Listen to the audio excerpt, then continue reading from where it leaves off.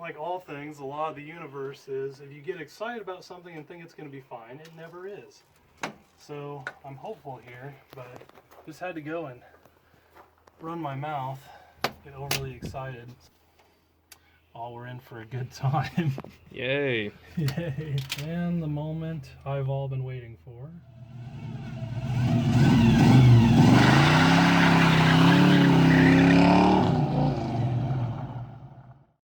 Today we're going to see how the little Fox body went from being a blown up engine, abandoned shell of a car to laying down 2,000 flawless miles through all of Power Tour 2021. With that, let's jump right in. And now, first time driving the car today. In a week you'll be leaving for Power Tour. For geniuses, so smart. Impeccable timing. This is great plan. What could go wrong? Anybody who's been paying attention to the videos knows who these guys are. Everybody still made it? Oh yeah, still rolling right along. As are we. Good deal, my friends. Yeah. Unbelievably uncomfortable, but we made it. That was a hot one today, wasn't it? What are we doing here? Well, see, I got a bad case of the tinkeritis. So there's nothing wrong with this car. Okay. But like all other things, I don't leave nothing alone. And it's got the factory Ford Duraspark distributor in it. Runs fine. Timing curve super lazy and safe from the factory. Right. All the mechanism is under the advance plate, so it's pretty horrible to try and adjust it. Sure. And so since Alex really hadn't driven a manual, my coworker is driving this thing and he wants to beat on it. I've held him away from it. But this is a Petronas Igniter 3, so it's got multi-spark and it has a built-in rev limiter. So I'm going to set it to 5 so we can't really hurt the thing. Sure. But then we can mess with the timing curve too and see if we can get more out of the car. Not that it's bad, but like I said, yeah, just don't leave nothing alone. So. And at the end of the day, you're getting rid of the Duraspark. Right. Well, it's going to get rid of itself eventually if I know anything about a Duraspark. So. Yeah. I had it just in case, but we made it the whole time, and I'm like, well, I haven't needed it. Right. And I expected to do the work anyway, so I might as well just do it. You know what's really smart is to take a car apart that's not having any problems. On a really long road trip. I have a knack for that. Yeah, just doing a distributor swap on a perfectly running car. Right. 1,000 miles away from home. Right. For no reason. Yeah. Just because I want to. Oh, it's shiny. It is. Look at that nice red cap. Yeah. So.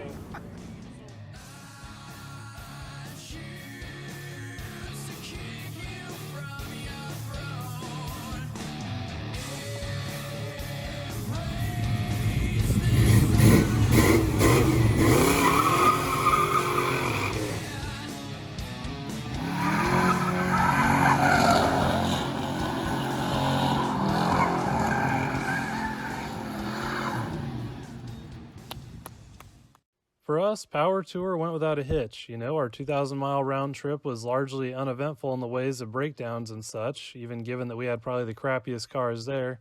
It was pretty good to catch up with some old friends, Dylan McCool, Derek, Vice Grip Garage, and Kevin, who goes by Junkyard Digs, and I spent most of my time just enjoying the company of like-minded folks versus running a camera.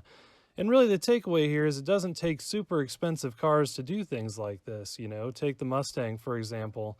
This is her full backstory right up until a week before Power Tour. Howdy and welcome to the channel today. I'm Luke, Thunderhead289 here on YouTube, and I'm here with my coworker Alex here during our lunch break. And he went ahead and bought this Mustang. It's been sitting for quite a long time. And I don't know, supposedly it has a wiped cam lobe, and that's kind of why it got parked. So he went ahead and bought. How did you buy it? First of all, that's pretty funny. Using GameStop money I got on stocks. So it's essentially for him a free car. So I don't know what he paid, like $2,500 for it or so, and it's I don't know, it's like an 82, 83 Fox body. It's not all that rusty. It has a 351 Windsor swap in it and still has the original 4-speed. So anyway, I guess we're going to dig into this thing. Hard to say what we're going to get into, but we'll get the hood popped and see what's going on with the engine. Someone so conveniently pushed it right next to that pole. Oh, hey, wait a second. We just got to get the hood open, right? You don't have to get in it.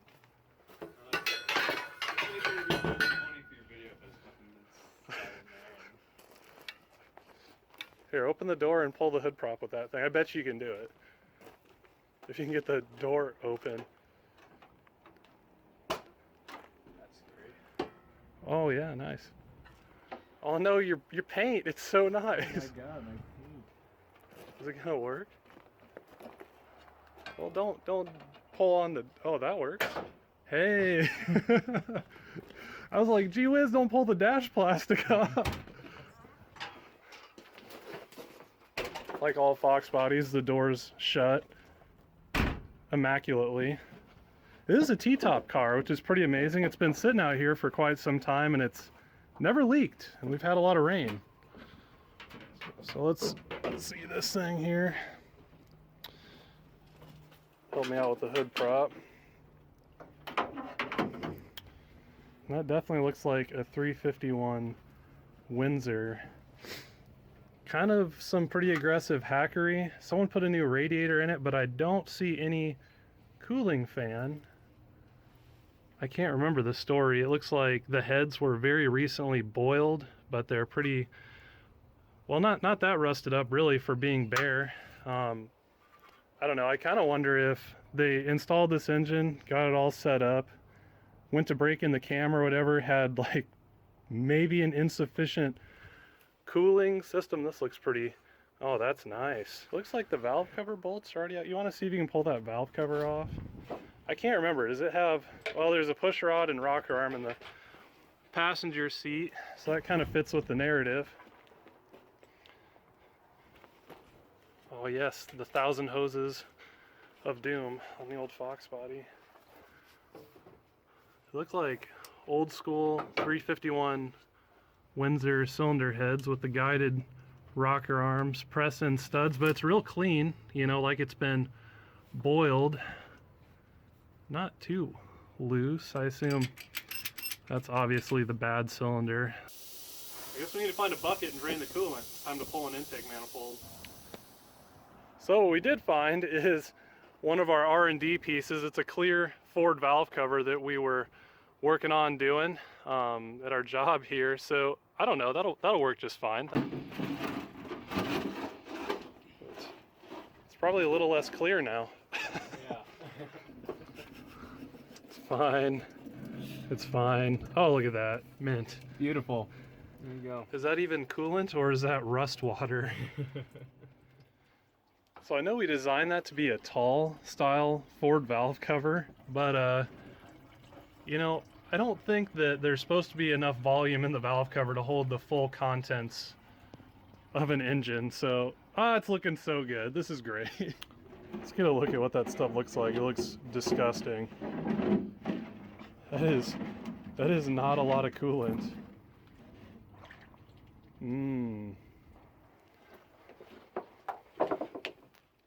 Alright, so here we are, day 2. I think we've determined that we're just going to pull the whole top end of the engine down and see what's going on and just fix whatever we find and get it put back together. So today's teardown day. It's Sunday, so we have a little bit more time on our hands than a typical lunch break. And I guess let's not mess around and jump right in here. Looks like under the air filter housing here we have a very cliche Holley 600 vacuum secondary CFM. Kind of a dime a dozen there. Someone tried pretty hard. They got a spacer on here and everything to insulate it from the heat. It's like they marginally knew what they were doing. All right, carb's coming off here. Let's get our washers off. Got some sitting over there. I'm very curious because I preach on this whole transfer slot thing. And I did see that it was hooked to ported vacuum, but it looks like it's done a lot of backfiring. Granted, it was missing a cam lobe pretty much at that point. And transfer slots are way overexposed, so I'm sure it had some pretty dang late ignition timing on it. All right, so the next thing, get that ignition coil off, and then there's a little distributor hold down right here. You can kind of see it. So you'll want to take that all the way out, and we're going to yeet that distributor. Well, Alex is over there pulling the distributor out. I'm going to start getting all the intake bolts out. The one nice thing about this engine is someone did assemble it very recently. So typically with stuff like this, everything is super terribly tight. But luckily for us, everything's coming apart real nice and easy. This is a Duraspark unit, which in my opinion is one of my least favorite things that Ford ever did.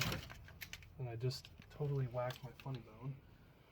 Now, should come all the way out just fine.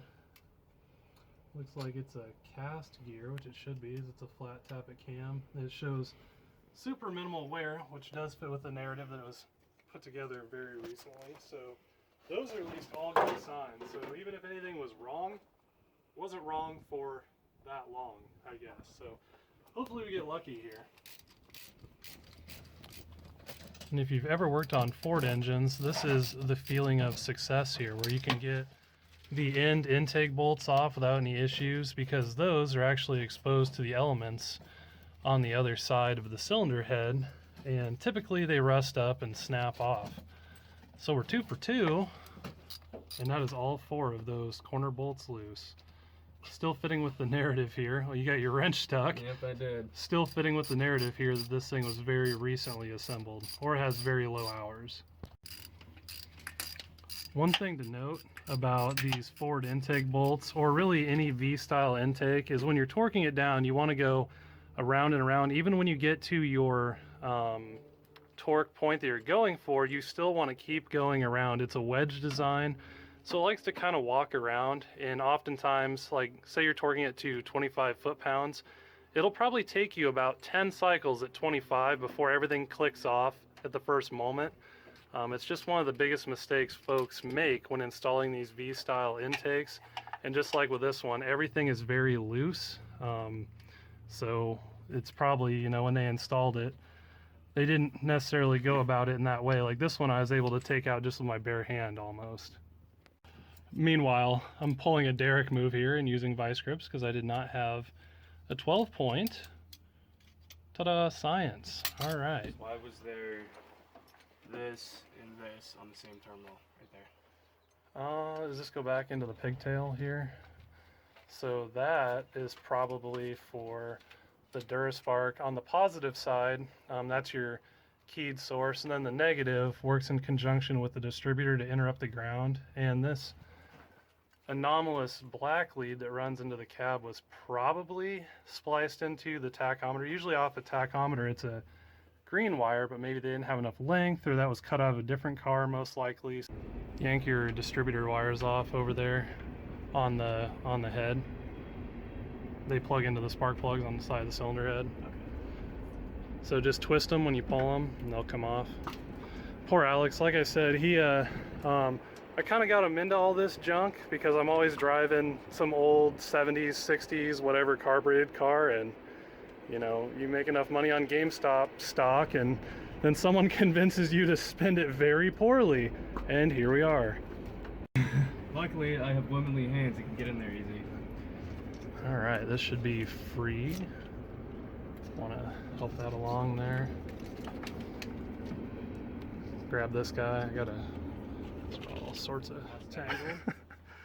It's conveniently parked. You know, in hindsight, we probably should have moved it before we started. It's a nice safety feature. No one was gonna, I see why they left it there. No one was gonna steal it. I'm amazed you can get in there. I absolutely can't fit. Nice. Our little Mustang storage unit here. Very, very carefully. There you go. Obviously, nothing can be super easy. I was gonna just try and pull our coolant sensor out. You see how that goes.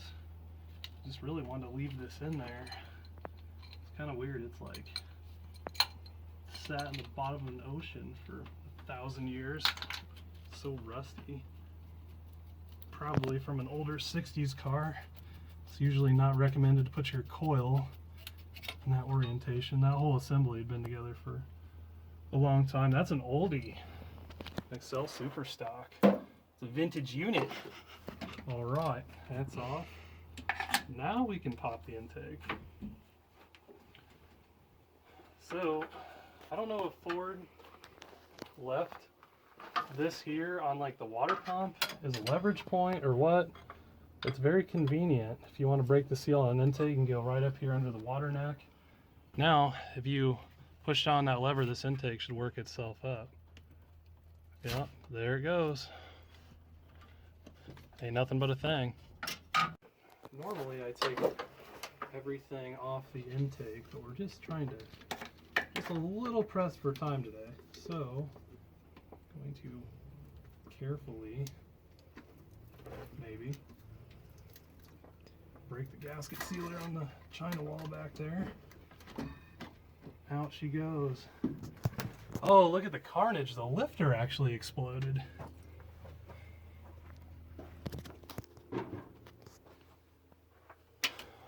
So typical flat tappet hydraulic lifter unit there is completely confetti. Oh, are we going to get lucky and be able to get it out? This is one of the biggest things I was worried about. I'll check that out. Dude, so remember when we looked at the valve adjustment and it was way, way, way wrong? Mm-hmm. I mean, that's clean. That's not peened over at all or anything. Huh. I wonder if that lifter just exploded. It's hard to say because this one's loose too. But look at all that lifter carnage in there.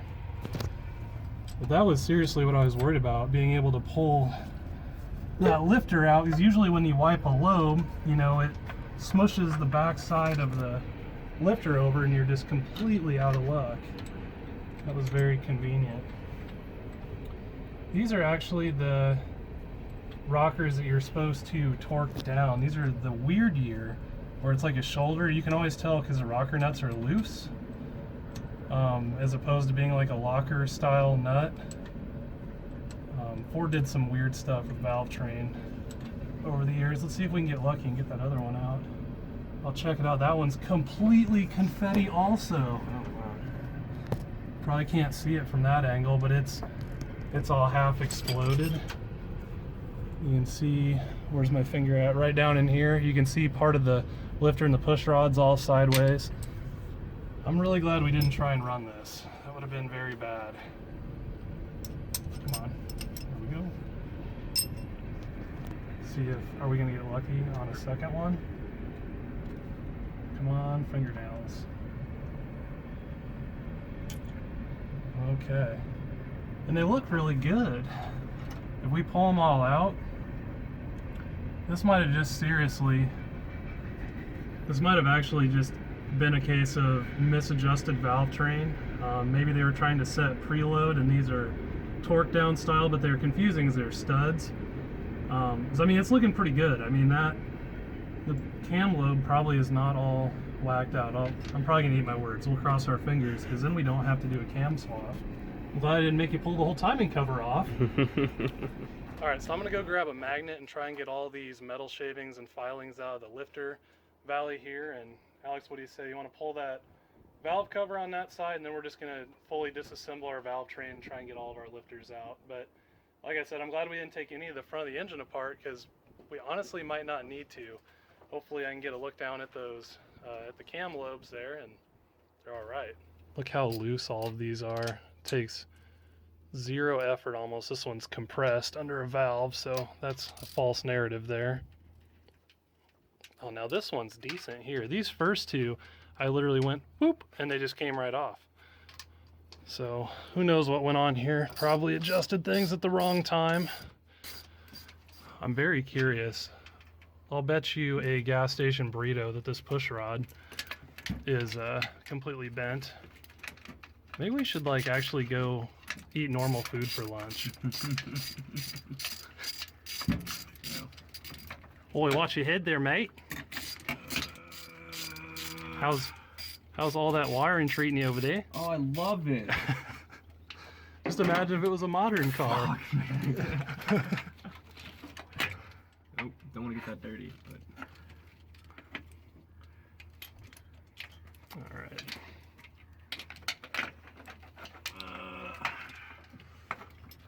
So close. Look at that bad boy. All sorts of wonky. Huh? Oh, I owe you a gas station burrito. Somehow, at least. It doesn't look that bent if it's bent. Not bad. Somehow. That's a miracle. Like a straight edge. That's why I don't make bets. I just lost. So these get torqued down to a specific pressure, right? I think so. This is a first for me. I've never owned an engine like this or set the valve train up, but I do know this shoulder here denotes that it needs to be fully seated. So see if any of those other ones are loose there. Obviously valves that are compressed. Where did they go? They're normal, lefty loosey. Yeah, see, like that's just not quite right. Yeah, they shouldn't be that loose. I'm pretty dang sure. So I'm not surprised it ate a cam, or well, hopefully didn't eat the cam. It at least destroyed the top end of the lifters. All right, I might have spoke too soon here. This one I cannot get out with my bare hands. It is very tight. Check this out. I can't get it to move. Oh no. That one might be bad. That's what I expected with all of them, but I'm not sure what's going on there. Should be able just to slide them across there. Oh, I forgot they're very powerful. Oh, hey, you got your lifters now. We're trying to get the metal shavings out of here. Those are some of the magnets I use for the prox sensors. I can't. You might want to use one, maybe just one. Here, get that one, see if it'll come out. Nope. Oh yes, one is much better. I don't think we have a vacuum here. That works. All right. You can see I've partially shattered that lifter already, which I don't want to do that to the whole thing, as then I'm completely out of luck. Notice how clean this engine is. You know, we're still fitting with the narrative that it was a very fresh rebuild. Like all things, the law of the universe is if you get excited about something and think it's going to be fine, it never is. So I'm hopeful here, but just had to go and run my mouth, get overly excited. So I think if I can just induce some sort of a spin and pull up at the same time, just maybe. Is it rotating or is it no, it's just sliding my vice grips. That's awesome. Obviously I can't grab on too tight with the vice grips because it's hardened and circular. So it's just gonna shatter into 1,000 shards. Maybe. Come on, just turn.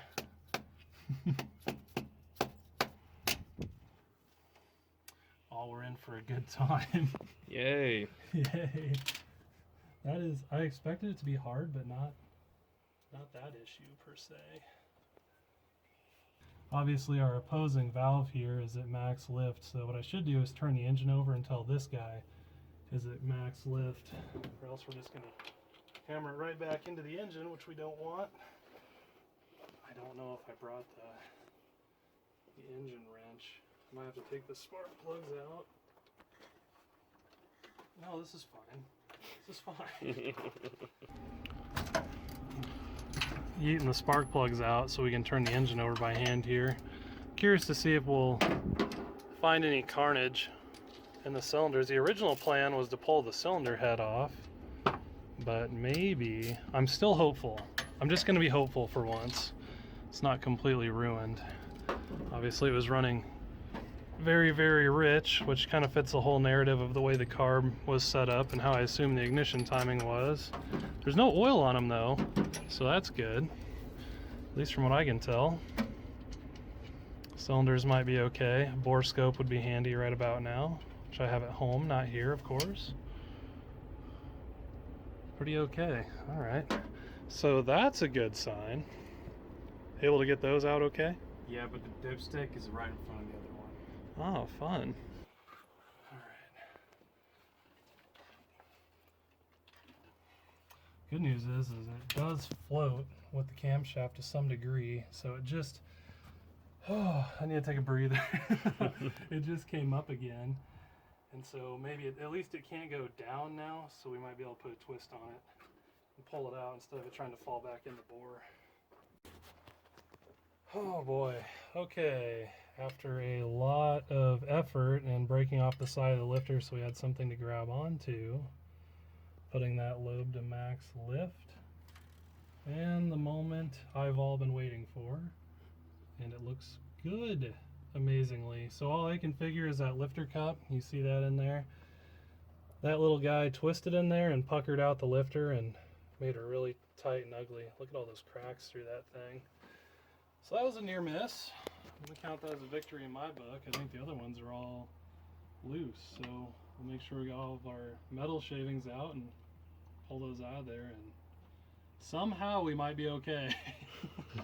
So those are the destruction units there. I'm almost kind of wondering, after seeing this one, if they put the intake on and then slid the push rods in and they weren't aligned with the center of the lifter cup, and then at that point they torqued it down and just messed everything up. I mean, I've never seen anything quite like this one before, so pretty unique. And they all came out. Did you already get those all out? Yeah. Gee whiz.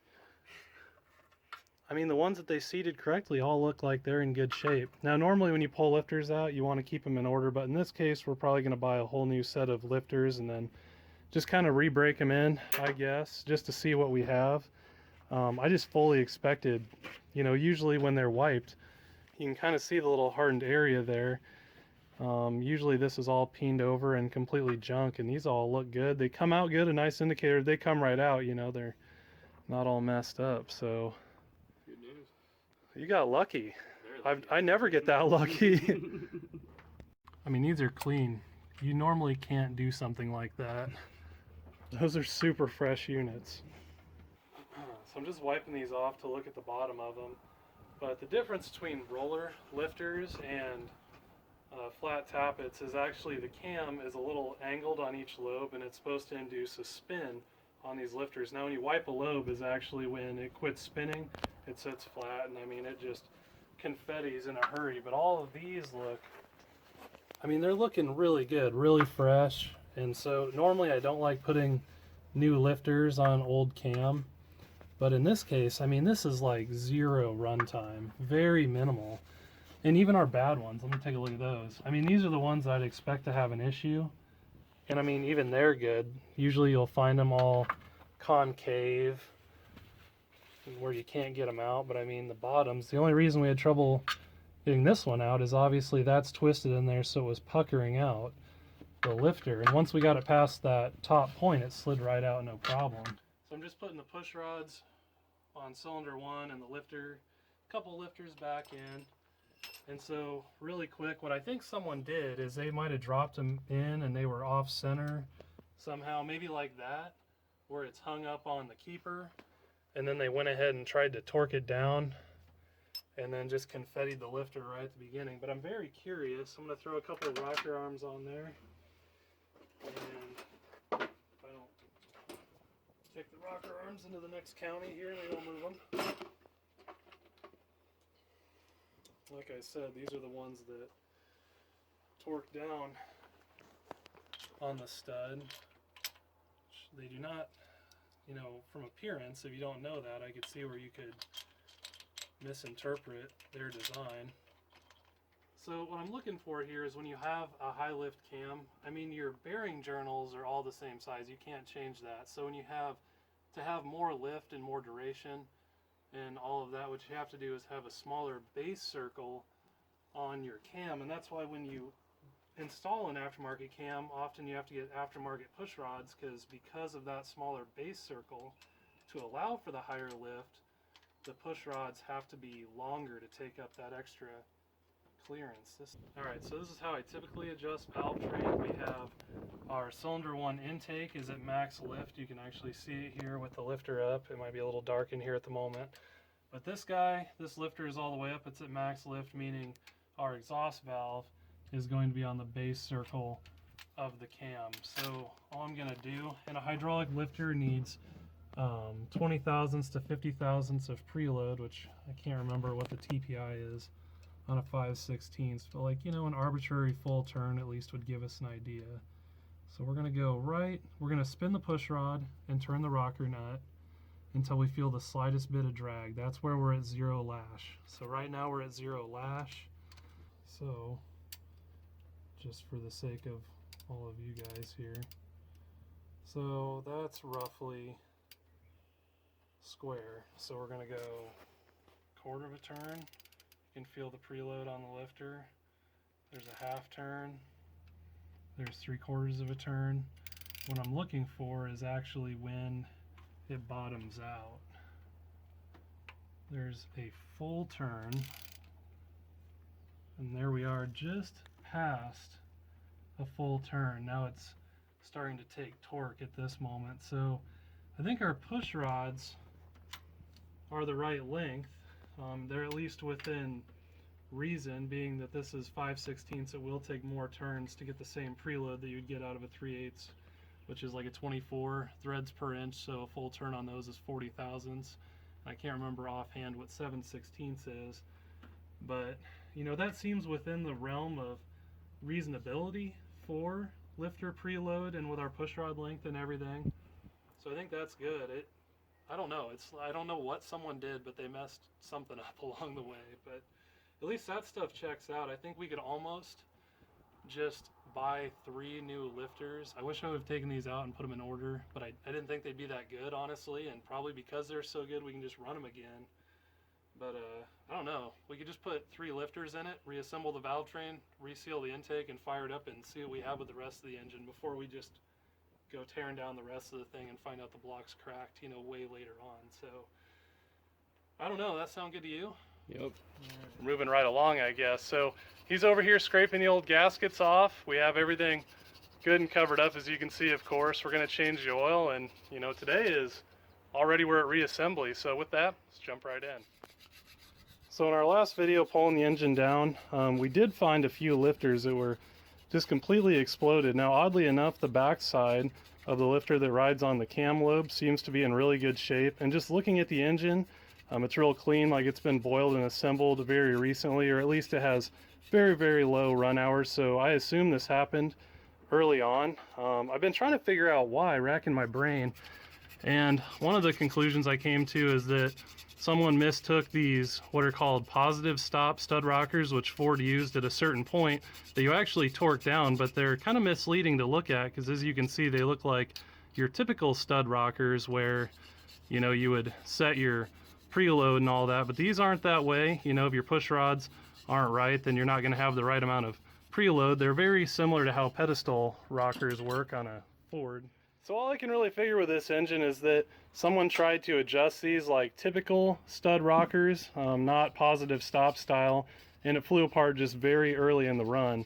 The other thing I really don't like about this era of Fords is these are actually all press-in studs. So they had a few different variants of them, but they have a tendency to like to pull out if you run any aftermarket valve springs. So I got a valve spring seat pressure tester here, and what I'm looking for is just the moment when that valve starts to open. You can see we got a nice little lever arm on the rocker arm down there, and it's looking like it's somewhere between 60 and 80 pounds. So as far as stud rockers go, you really, or I guess press-in studs, excuse me, you really don't want to get much over 100, or else they start pulling out. So it's one of those things. So we should be okay there. I'm not in love with it, but we're just gonna, I think we're just gonna run it and see how it goes. Alex and I, we've gone back and forth about pulling these cylinder heads and having a machine for screw-in studs, but I think we're gonna send it.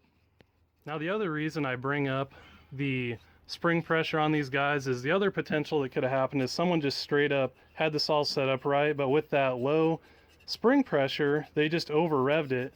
And you know, on the valve train, the lifter has to stay on the cam lobe, and it's directly correlated to that spring pressure. So if the springs are too light at high RPM, that valve won't get shut fast enough, and there'll be clearance on your valve train, and it'll start bouncing around. And it just makes me wonder if the push rod started bouncing around the lifters and everything got real funny at some high RPM and it just flew apart. So it's hard telling, but this time around, you know, I'm sure we'll get it set up right.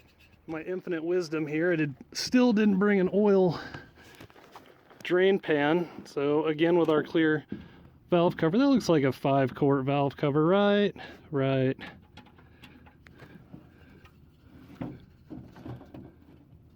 The beauty about living in a college town is that the girls never really seem to be any older. Yeah. I had the camera on. So I think I determined that a valve cover is in fact Not 5 quarts. Had to put the drain plug back in. Oh, shoot. Fine. It's fine. Pythagoras and geometry. What's going on here? Oh, dipped over the coolant. Ah! Oh man, everything's like Tetris around here. In hindsight, I should have cut this out first. Ah yes. A funnel. It really doesn't look that metally, or really metally at all even. It smells kind of fuely, which kind of fits with the narrative of everything being rich. And I mean, obviously it was missing a cam lobe, or a lifter, so one of the cylinders was doing absolutely nothing. Okay, back for round 2, here we go. This is one thing I want to point out here, something to be aware of when you're using gasket sealer on an intake.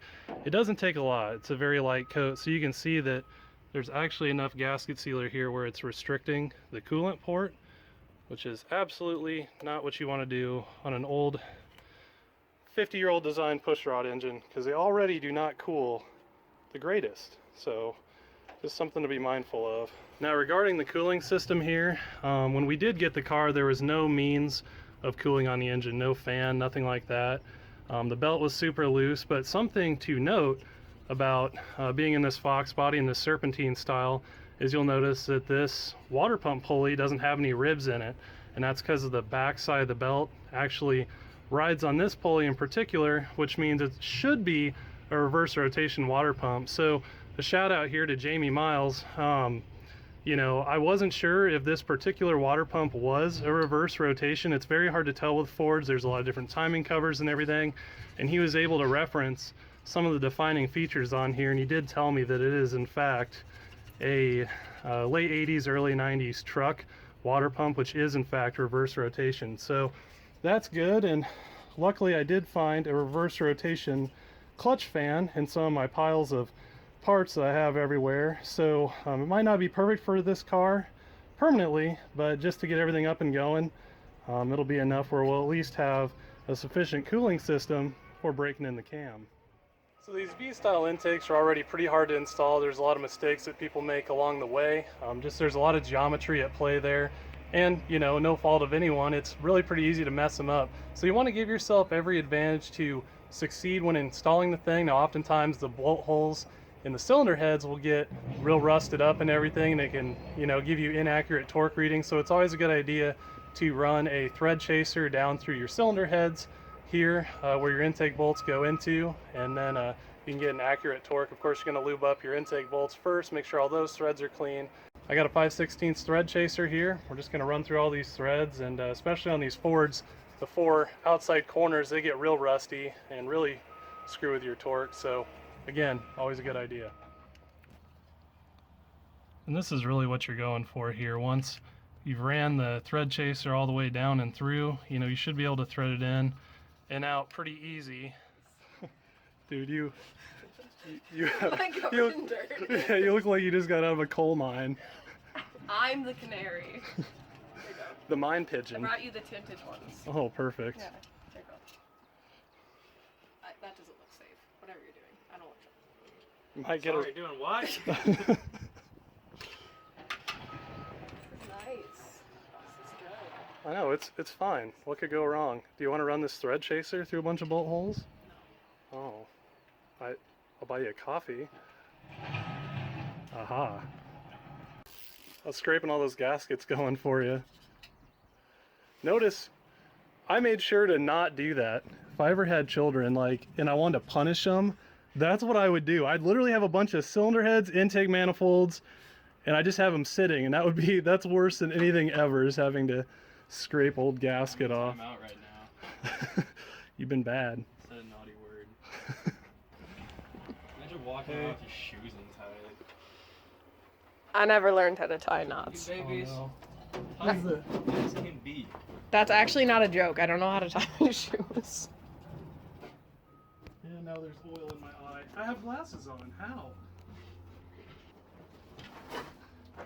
Almost done with half of it. Here, you could wear this as a hat. That's what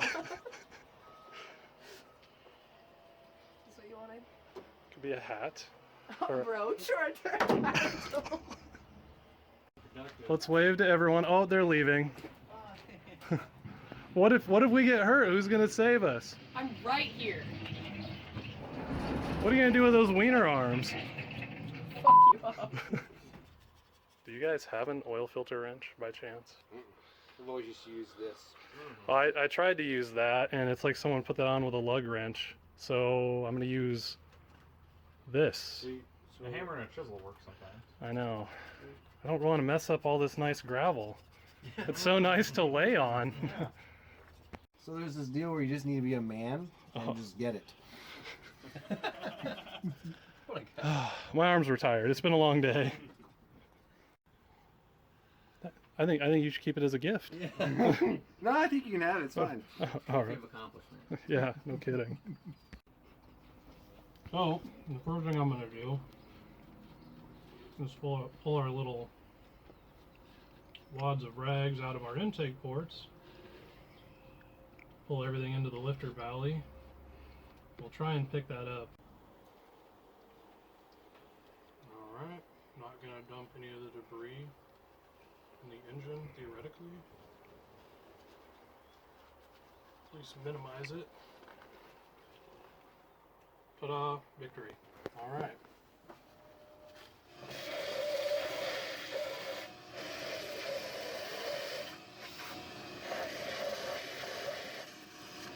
So to give these lifters the best opportunity to live here, what you're going to do is take each one out and then put a pretty hefty glob of assembly lube on the bottom of them where it contacts the cam. Nothing too crazy here, just a big old gnarly glob on there. Maybe a little generous with it. Slide that guy on in. And now to do 16 others. You meant 15 others, didn't you? Well, we're engineers and we don't have a calculator, so, you know. I'm catching a lot of flack with my friends for buying a non-working car.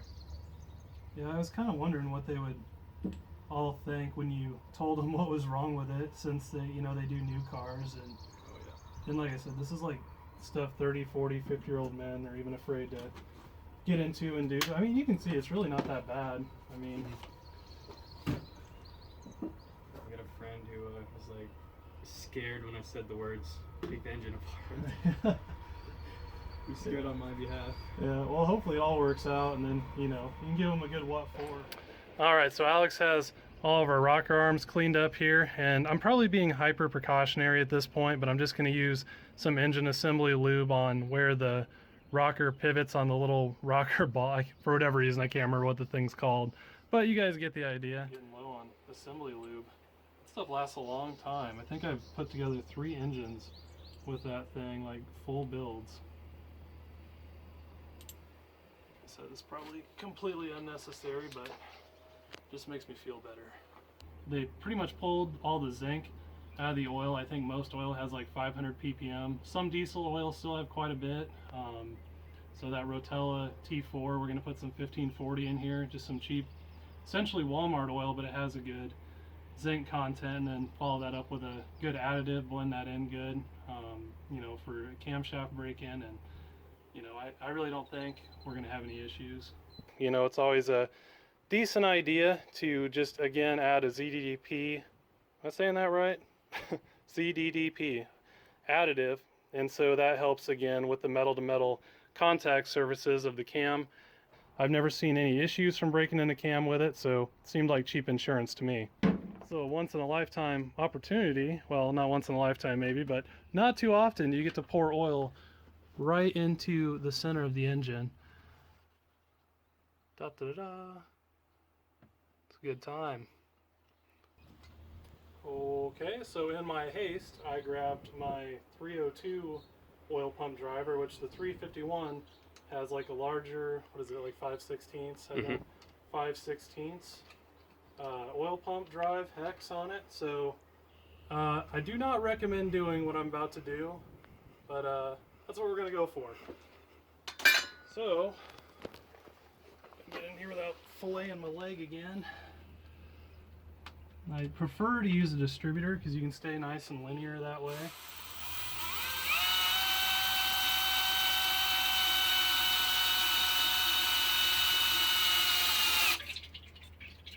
There we go, you can hear it starting to build pressure. I'm going to slow down.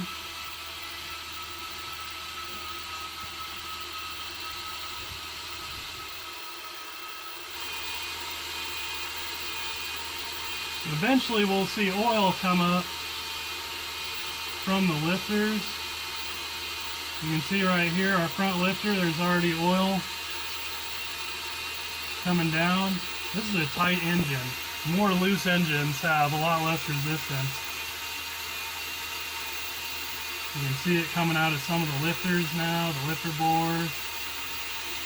You can see it coming up and through our rocker arms. So again, I prefer this because you get all the air out of the lifter this way, and right now we don't have any preload on them. So the lifter is at its full volume size, I guess, for lack of a better term. So once I see flow on all of them, I'm going to call it good. Alright, there we go. I think we got oil coming up in every single one of them. It's draining through the bottom there because it's not tight, of course. But every little oiling hole, the oil obviously comes up through our lifter valley here into the lifter to the hole in the side of the lifter, of course, where there's this recess. Goes in there, fills up the whole lifter body, and obviously comes out where the push rod is. Push rod's hollow, comes out up to our rocker arm. So it looks like everything is good and pre-lubed. The lifters are charged with oil now. The scary part, got that out without dropping it in. A lot of folks will install that oil pump drive shaft upside down. It's called a Tinnerman collar, and if they don't have that on there, you can actually pull the oil pump drive shaft out with it, and if you're really unlucky, you'll pull it out and it'll fall down in the engine. So we didn't have any of that happen, so that's all good things. This is just too easy. I expected more trouble, especially with the level of hackery that we're doing. Alright, so since these are technically positive stop rockers, they're going to take, you know, 18 to 23, somewhere in there, foot-pounds of torque. I need to look up the spec on Google real quick. But, you know, I still like to preferably torque the rocker nut when it's on the base circle of the cam. So, I mean, with the intake off here, it's real easy to see. You can see when one valve is open and when it's closed. Not that it super matters in this scenario, but I don't know, just makes me feel better. So again, they're positive stops. You can see the it's not like a locking rocker nut to any degree. So now it got down to its stop. It seats down on the shoulder of the rocker there, and then we'll just torque it from that point. So I'm just going to work my way around the engine, and so like take cylinder 7 here. I'm just going to run this one down here because obviously it looks like it's on the base circle, and then I'll rotate the engine around, of course. And then this thing's in gear, isn't it? Mm-hmm. Yep. Alright, so that was a long, time-consuming process of getting all those ran down, but now they're all good and seated, and we can torque them. And I guess you want to take them to zero lash first and see how long it takes, how many turns it takes to get to the point where it's seated down on the shoulder, just to see the amount of lifter preload. We did that in our last video. Let's just roll the clip on that. And so, but we do have, I think it's over 40 thousandths of preload on our lifters, so we'll be in good shape in that regard. All right, so with them all seated, the positive stop rockers, these 5/16 guys here are supposed to go to 18 to 22 Correct. foot-pounds. And so there we go. I just went ahead and set it to 22, so it is older units. They're probably a little pre-stretched as it is. It don't take too much, a big torque bar like this, to get to 22 there, but I feel confident that that's enough where it'll stay and it's not going to blow the threads out of the thing. Now these rocker nuts are completely seated, so all that we're doing here with the torque is we're just basically doing the thread stretch and everything that keeps the threads engaged and prevents them from backing off. You know, this isn't adding any preload. You're not changing the geometry of these nuts as we're turning them here. All right, another day, another lunch break here. We got about 45 minutes to an hour, so we're gonna try and get this intake manifold all installed, and then from that point, I mean, we're pretty close to firing the thing up. So appreciate it today. I actually have pants on without any holes, since everyone always complains about that piece. Oh, hey, you do too. Yeah, look at That's a rare occasion. So, actually, I lied, there's a hole. oh no, oh, I've been putting the homie to work here when he's waiting for tool paths to load. So I gave him all the intake bolts and a thread chaser here just to clean them up so we can get a good torque on that intake when we go to run it down. Look at that one. This one's going to be very satisfying. So clean on the other side.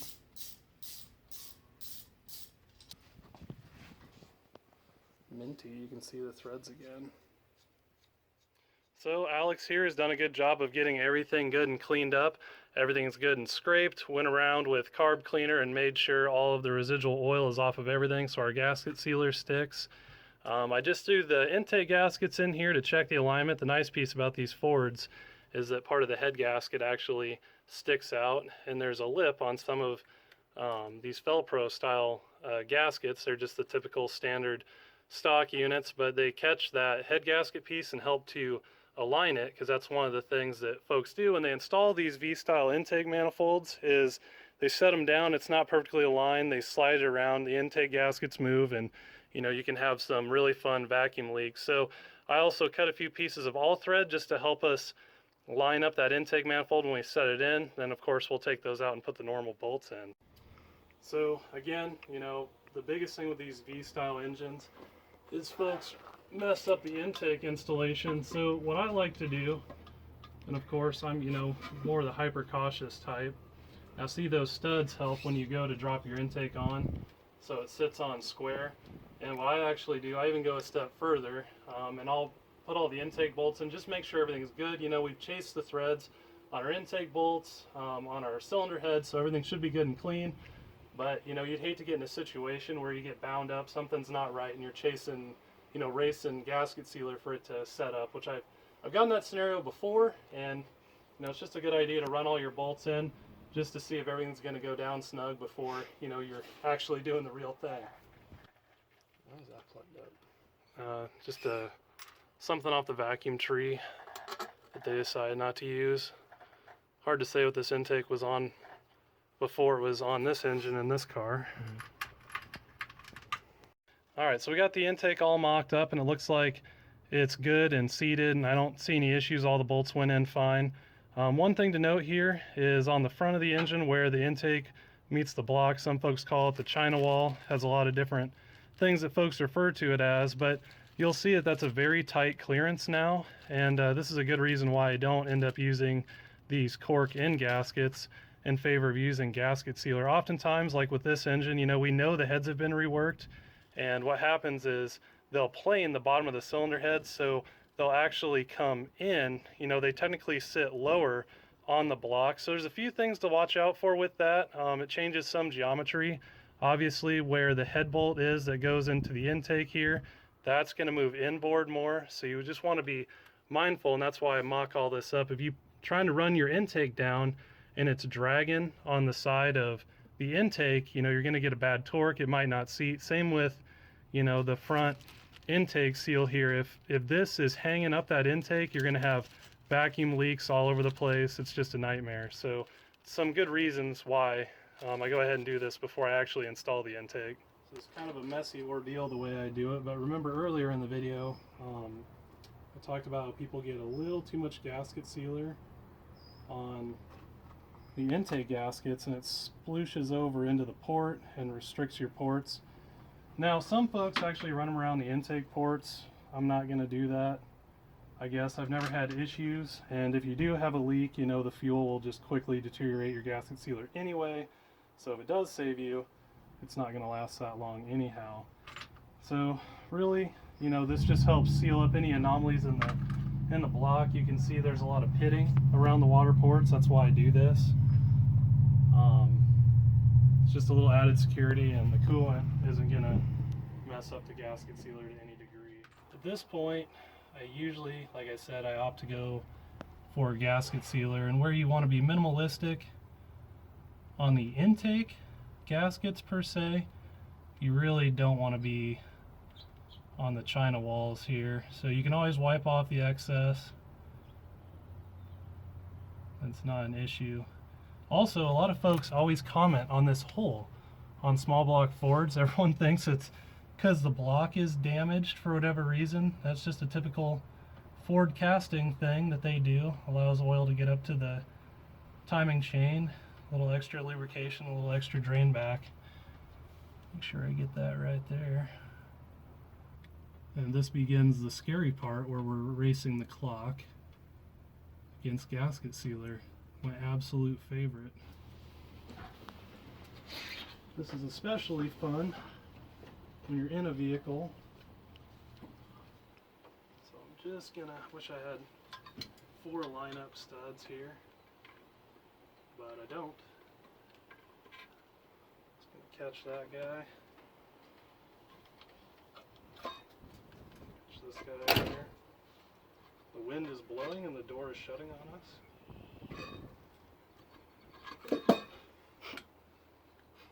You typically don't want to drop it, but luckily somehow it landed perfect. And you can see, like, you know, say you did that and you didn't have these lineup studs, you know, you'd just be out of luck. And one thing I always try and do is just get a little oil on the threads. For torque, nice lubrication, you're not dragging on any dirt that you might not have got. And you cleaned everything out. I go in nice and easy. Ooh, boy, I got the shaky hands today. This is why we need to eat stuff for lunch. This is what happens. Probably recommended. Skimping on the gas station burritos, man. As you can see, we took all of our studs out, of course, and replaced them with bolts. I do like using intake studs, obviously not all thread because it can't handle the torque of 20 foot-pounds or so. Everything looks good. And I know you guys are going to whinge and complain about these bolts that I use, but you know what? That's what we had, and we're doing it live. It'll be fine. It'll be fine. You'll see. This is one of those things where I wouldn't recommend doing it this way, but it's like doing the wrong thing the right way. It'll be fine. So I don't have the actual pattern in front of me, but just kind of remembering, it starts and kind of goes in a crisscross pattern to here, back to here, and you'll notice I'm just kind of going a little bit at a time. Again, hello, it's that wedge design. Oh, this is my favorite about engines and cars. So we're just gonna slowly run it down. You can see I had all these snug as we're going. They're getting loose. If you go too much at one time, that intake will get tilted, and it's just bad news. I don't know why Ford has you do the middle ones last in their torque procedure, I'm pretty sure, but that's how they do it. So anyway, and around we go again. We're doing this whole thing live, aren't we? So ill-prepared today. That is correct. When you're in a hurry, that's kind of how it goes, I guess. The name of the game with this whole thing is patience. A lot of folks just jump right in with the torque wrench set to like 10 or 15 foot-pounds and just start going to town right away. And I mean, you get this intake all cantilevered and cockeyed, and it's just bad news. So, you know, I'm still going around, and it's still drawing down just by hand. Oh, this is going to be a good time. So, unfortunately, I don't have the torque wrench I normally use. This is the one from the shop that goes up to 150, so it's pretty hard to increment it, but in theory, you know, you want to start at somewhere like maybe 10, then go to 15, then go to 20. Alright, so again, name of the game here is patience. I've been at 20 foot-pounds, but you can see I went around 3 times, and when I get back to the starting point, you know, I still have a little bit where it turns. And so a lot of folks, that one's good, a lot of folks will stop right away when they get to their final torque, but you want to just go back to the starting point. See, this one's moving. It's a wedge design. It likes to walk around. And so I really don't call it quits until everything clicks off at the very first instance of a turn. All right, she's all done. None too soon. My back is about split in half sitting at this angle here. You can see it's a race. This gasket sealer is starting to get a little tacky. Just gonna wipe off the excess here. Trying not to slather it all over everything else. And I think we're good. I mean, I think I had to go around like 4 times at 20 foot-pounds before everything clicked off at the first turn. And you know, a lot of folks will ask why I use 20 foot-pounds. I mean, with aluminum intakes and whatnot, you know, you can warp them real easy. So 20, you know, I've just seen that 20 foot-pounds works just fine, and I have warped one in the past at 25. So I've never had any issues with 20. So that's kind of what I keep to with aluminum intakes.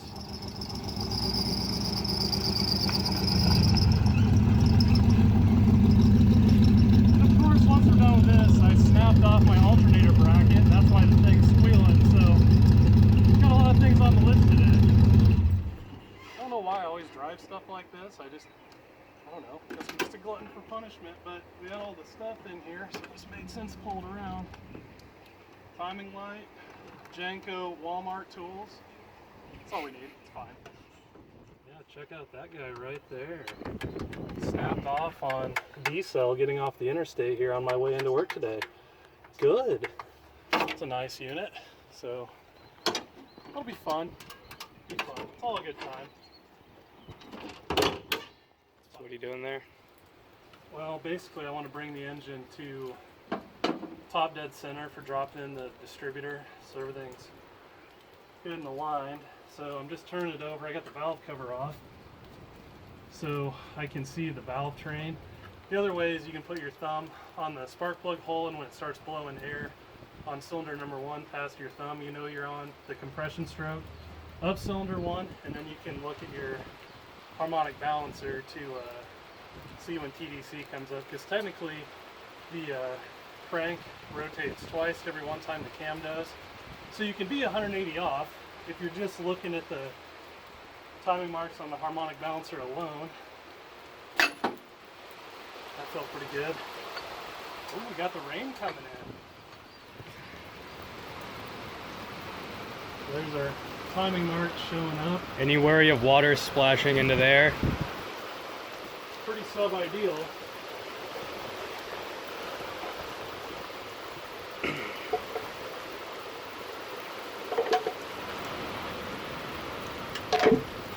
Oh, Iowa, how we love it. Fantastic. Instant monsoon, all of a sudden.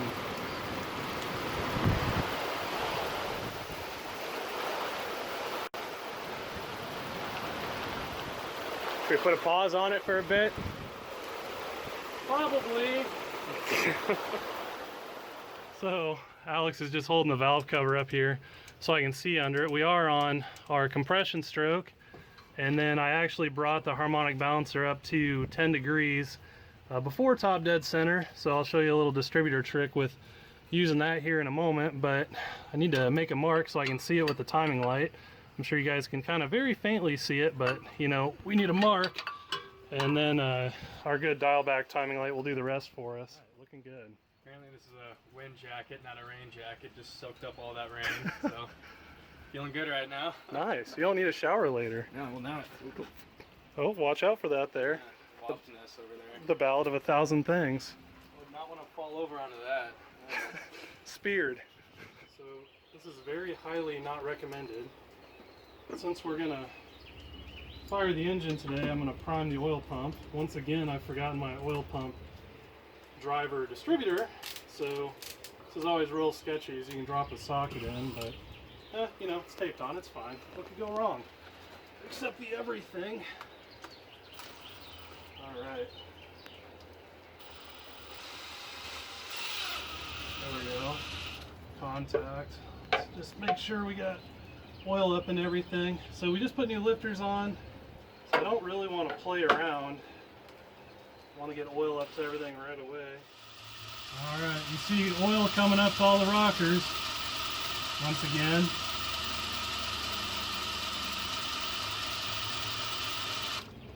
Alright, I'm cool with that. Again, I super, absolutely 1000% do not recommend ever priming an engine with a drill. So we're on a very high risk of dropping a socket in. If someone didn't put the Tenderman collar or took it off of the oil pump drive, you can pull the oil pump driver out of there. It's just pretty frightening. So we got away with it, and hopefully I never do that again in my life. So I definitely don't do that, but it worked. So we got oil up to everything, and so I know everything's primed because we just want to have oil pressure the moment it fires up. So typically I do that the day that I start something. So with that, I've got the permanent marker here. Gonna make a mark at TDC.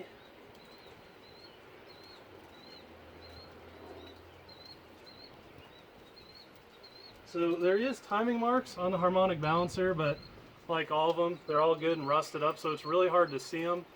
So with a dial back timing light that I have here, all you have to do is make a mark at TDC, and you actually move the rotary dial, and if TDC is lining up with 10 degrees on the dial back distributor, you're actually at 10 degrees of timing, or 20 or 30 or whatever, you know. And so that's just much easier to see than trying to look at these old rusty timing marks, and you can essentially use that timing light for anything and, you know, whip it out pretty quick and good, and he'll do his job. Alright, so distributors are what really trip people up and folks are really afraid of it. It's really not that bad.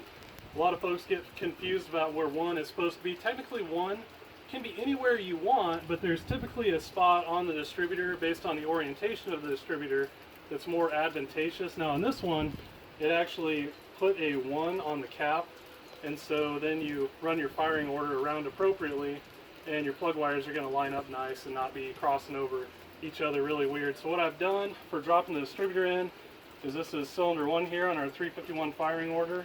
So I've just made a mark on the distributor where it's ideal that I want that to be. And then when I drop the distributor in, our rotor is going to rotate, and I want it to line up with that. And since we're sitting at 10 degrees before top dead center down on the crank, we'll probably be somewhere pretty close to 10 degrees initial timing, and then we'll try out our little distributor trick. I can't remember if it works with a dirty spark unit, but if not, I mean, this is going to be real close. We can slap the timing light on it and we'll be in good shape. So with that, and Fords are really fun because you have to clock the oil pump drive shaft. It's kind of a hex pattern down in here. So I typically want my vacuum advanced canister kind of pointing in this direction, that way it can rotate and not run into anything, lock us up. So we're just going to try and pre-clock it a little bit, and oftentimes you got to do this a few times. No way, that never happens. Okay, apparently I had my oil pump drive shaft clocked perfectly to start out with, and she lined up really nice. But if it doesn't drop in, you know, you don't want to try and force it. You know, don't use this. Use actually an oil pump driver specifically for it, but you want to go down and just kind of very minimally move that oil pump drive shaft, and then just keep trying until it lines up. But probably just used up all my good luck just now, but we're looking pretty good. So with that, we'd know that probably when we fire it up, we're pretty dang close to 10 degrees, and we know we're on top dead center, so we're in pretty good shape with our distributor. Yeah, it's 1, 2, 3, 4, 5, 6, 7, 8. Chevy actually alternates because, I don't know, those people, they must be smarter than me. That would be confusing. What is this? This is 2? So if we look at this, that's 1, 3. 3 is your next one on your 351 firing order.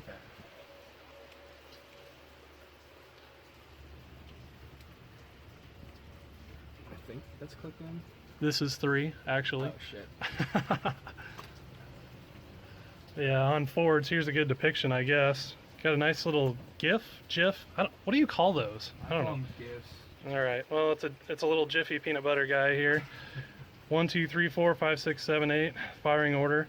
All 351 Windsors have this firing order, same as the LS, since Chevy thought it pertinent to copy the Windsor series because it was so good for their LS engine. Oh yeah, I need to tell you stuff. Okay, 1, 3, 7, 2. That's 2. And then your other one's going to be 4, because that's going to be 8.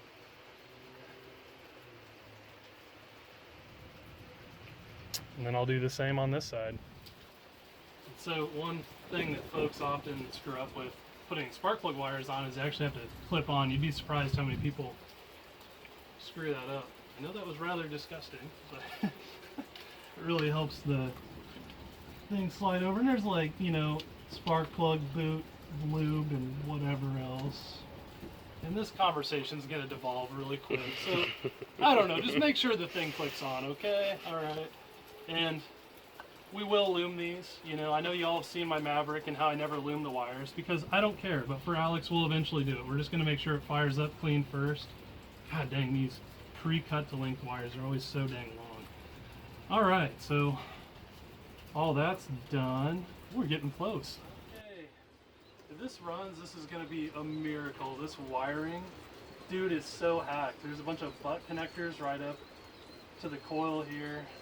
Like, a bunch of cut wires just everywhere. So, I think this green wire is the interrupt coming from the DuraSpark unit that when it hits, it's what signals the distributor, or it essentially fires the coil, I guess. If we can get that on there. This random loose wire was probably the tack. It also goes on the negative lead that tracks that negative interrupt. And then this was probably the power lead for the coil from a keyed source. Oh, and even these nuts are nice and stripped. Okay. So definitely if it runs good, we're gonna redo this. I don't know. I don't really like DuraSparks. They just have a way of going out, and if Uh-oh. Oh, no. Mark.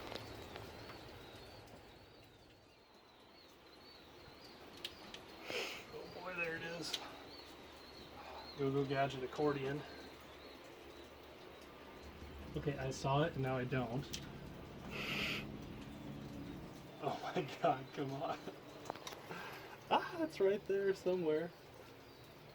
There it is. Oh. Let go of my shirt. What I was trying to say is I don't like DuraSparks, and we're going to get rid of this thing before my awesome debacle right there. So anyway, back to business as usual. Alright, time to fill the cooling system here. So this is one of those things that folks, you know, I wouldn't say they mess up, maybe they struggle with perhaps. You just want to make sure, especially when you're breaking in a cam, you want to make sure the cooling system is completely filled. You don't want to be chasing overheating and everything else if you can help it. And so a trick to purge all of the air out of the engine, and it's not too crazy or scientific, you just leave one of the upper radiator hose, or if you don't have that, you know, like the plug where the radiator hose would be for the heater core, just leave that loose and it gives the air somewhere to purge. And then when you start to see coolant come out of there, you know that your engine is, if not totally full, pretty dang full, and you're not going to have any issues. And I did not bring a funnel. Good. Oh, yep, there we go. There we go. Good. If you remember from our first video, if you've seen it, this engine had almost no coolant in it. So my hopes of the head gaskets not being ruined are slim to nil, but Windsors tend to be very resilient. So one can hope. Oh, just barely kissed the surface. That's good enough for me. All the air's out.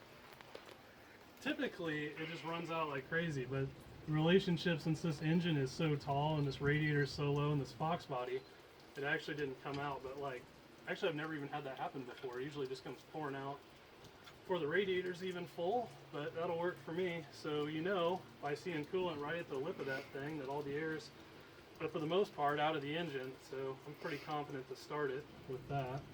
Check out this Chinesium radiator cap. Is it even? It's in bar, 1.1 bar. Nice, it's a quality unit, bro, I think.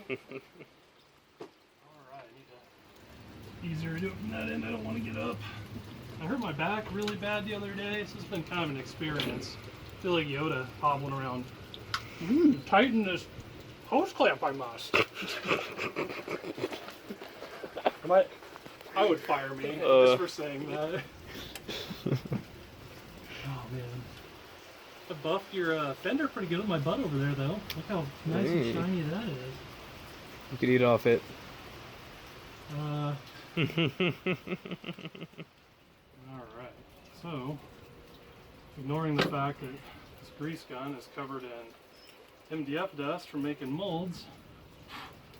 Really, it's one of those weird tips, I guess. Seems like carb gaskets always like to turn into confetti when you take them off and put them back on again, you know. This one was almost confetti from being in that bag. These Amazon units? Yep. They ship them with a box of rocks. Anyway, if you coat them with a good layer of grease, they'll never stick to the carb or the intake or anything. And then you can get them off easy. If you clock them the right way and put them back on, you can reuse them. So just a handy little tip there if you don't want to be paying these are like $10 now. You don't want to be paying $10 for carb gaskets left and right. Alright, well, that's not the keys. I'm gonna get the carb because it's not raining. Just gonna hobble on over there. It's all good. Uncle Luke's mystical box of random things. The back of the Maverick storage unit. 600 double pumper. Should be fine for this. I know it's a good functioning carb. That's another thing. When you go to break in an engine, like, don't put a carb on you've never ran before or that's not new. You know, and if you do have the opportunity, if it is a new carb, just run on something else, make sure it's good. Just another thing you don't want to be fighting. Back to my fender perch here. I will say, these zinc carburetors are a lot heavier, but the catch-22 about aluminum that I found out is they have a lot of thermal expansion. So whatever your settings are cold, when the engine is fully warm, they'll be completely different, which you should always tune for your warm settings. But where you can get into some issues is as it's heating up and as everything's expanding, you know, you're going to be kind of all over the place on the AFR spectrum during that warm-up time. So that's pretty exciting, but it's not too bad. But I do, you know, like a good zinc die cast or whatever they are carburetor. The nice dichromate finish, good and old school. It's the nicest looking thing on this whole engine. Alright, so another thing that people tend to screw up with carburetors is they get on these carb hold down nuts on the four corners and they really just ram jam them down, I guess, and what happens is it warps the carburetor base gasket, and that's just bad news. And you have a nice vacuum leak, you've kind of ruined your carburetor. Good. It's just all bad things. So, you know, just good and snug is all it needs, you know, like,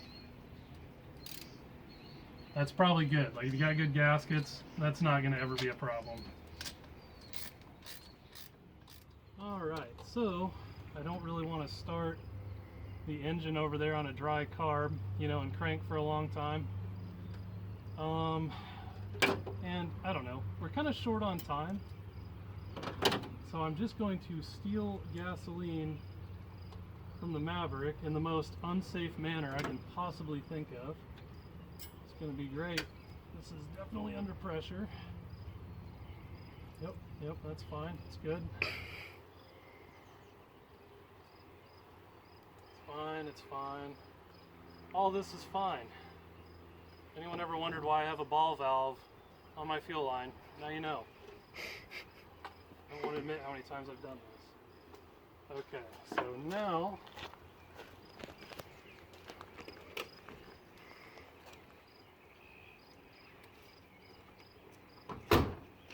he's on.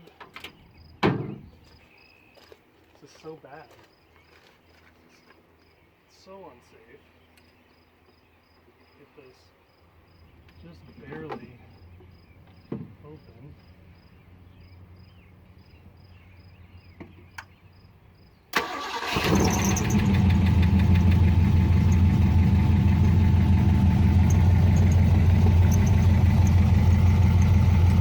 Thought it would be way worse than this.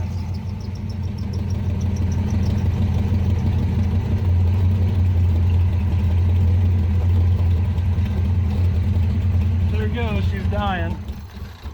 Oh, science, look at that. The automatic engine shut off. Okay, should be enough fuel to at least get enough in the carb to give us long enough till the actual fuel pump in the car can get us fuel. We should be good. And what are you doing here, Luke? making a funnel so I can fill the carb before we try and fire it up. It's fine. Instant funnel.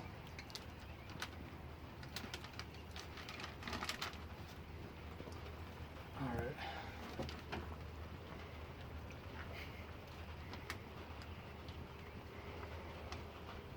Oh, I didn't even know you were recording. I didn't want people to see that I was that stupid. Will it work? I've never tried to do this before. This is getting pretty janko for even my liking. Oh, there we go. Mint. Alright. That was very bad on the spectrum of stupidity.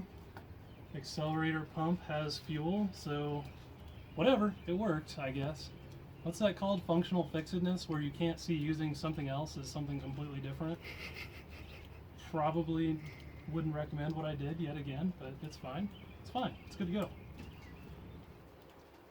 Also, the one thing that we discovered is the battery is completely dead. So all you guys that commented about us leaving the battery terminals hooked up, you win, you win, you win. Just enjoy it. You won for once. So, all right. Jump it or charge it. Let's just jump it. It's fine. Okay, this is devolving very quickly, but can't get anything close enough to use jumpers. My jump pack is not here with me today, so don't want to rip out all my ghetto wiring. Try and shame. Ta-da! Science.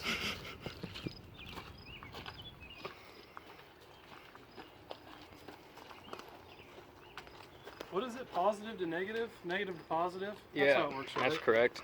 I just checked the wiring diagram. Okay. That's how the internet said to do it, so it must be right, obviously. We got the jump pack charged up and on it now today, which should be easier.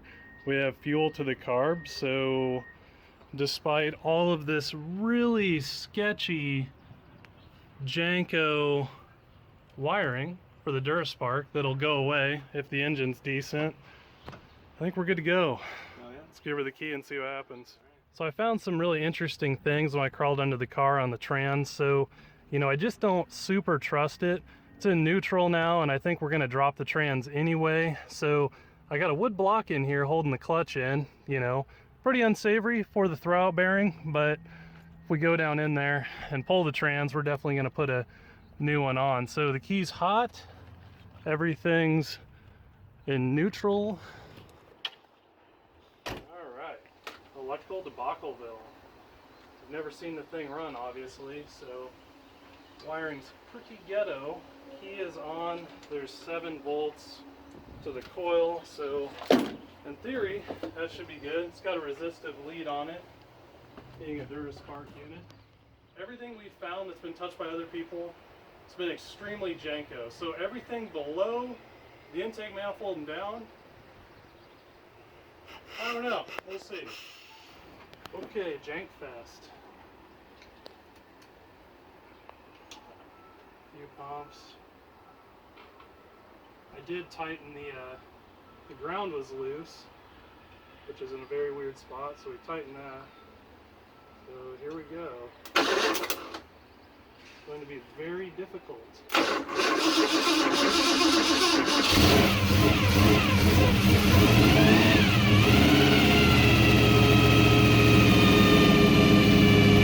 See if it has oil pressure.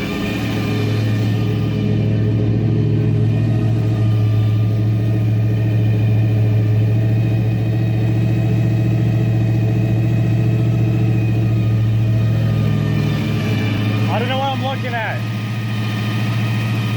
Something's smoking. Oh, the oil on the headers. Can you hold this right here? Yeah.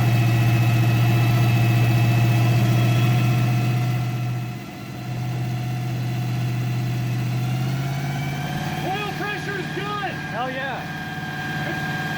Next to the tank. Okay. Take a look at it. Okay. And then watch the temp. Okay.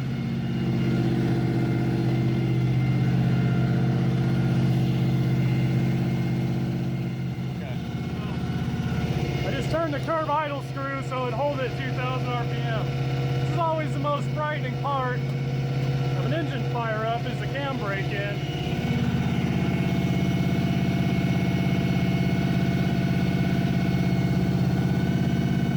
Looking good on all the gauges. Nice and smooth. The timing, obviously we fired right up, so that's probably pretty close. The whine is from the power steering pump. So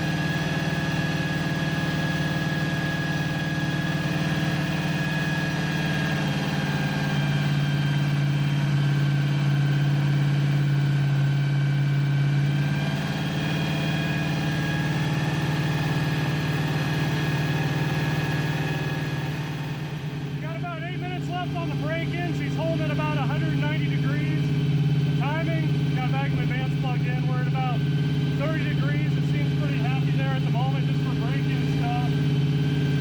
We're doing okay. The engine isn't making a bunch of clattering noise despite the power steering pump sounding terrible. I don't think we have an alternator, so I can see a broken cable on it, but between the battery and the jump pack, we probably got enough to run it as long as it is.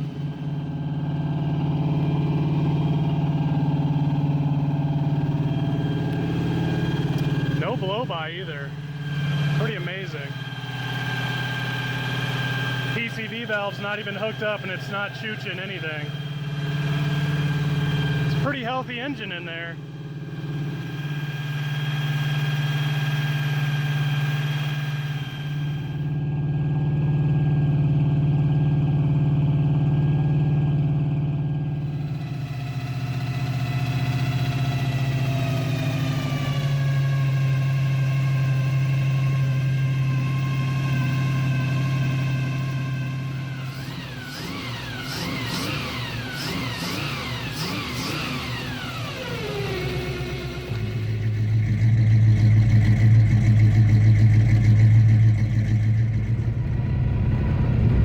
See if we can do a little spin off.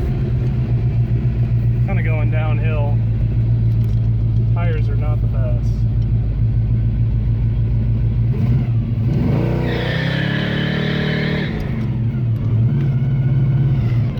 Yeah, it's got plenty of power.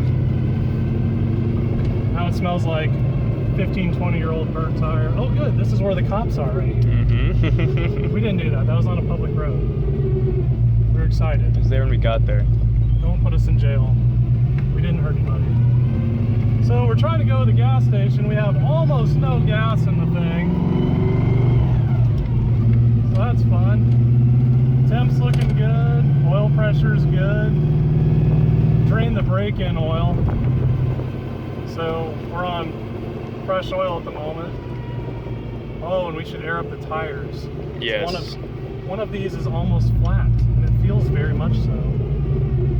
What is this thing? Oasis car wash. Person in their right mind took this to a car wash.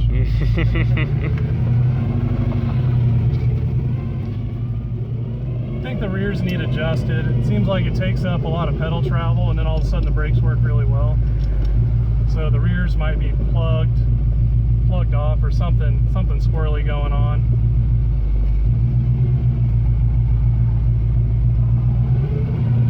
May not be running out of gas right now.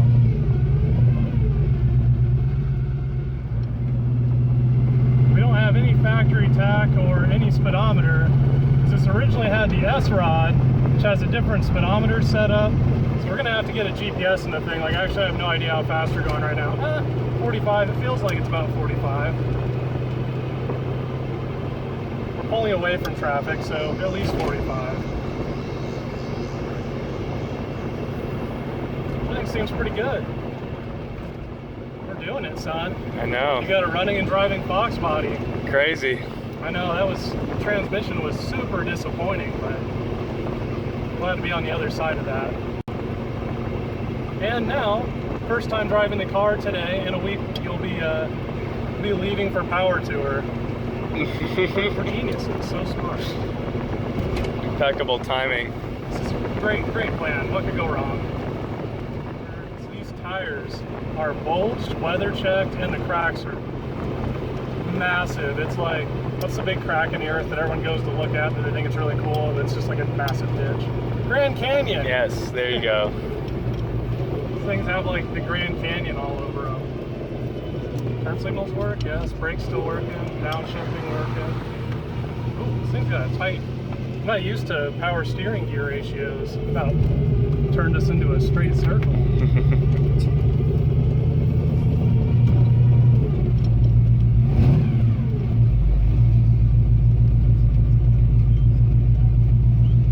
Oh no, the gas thing's on this side. Shucks.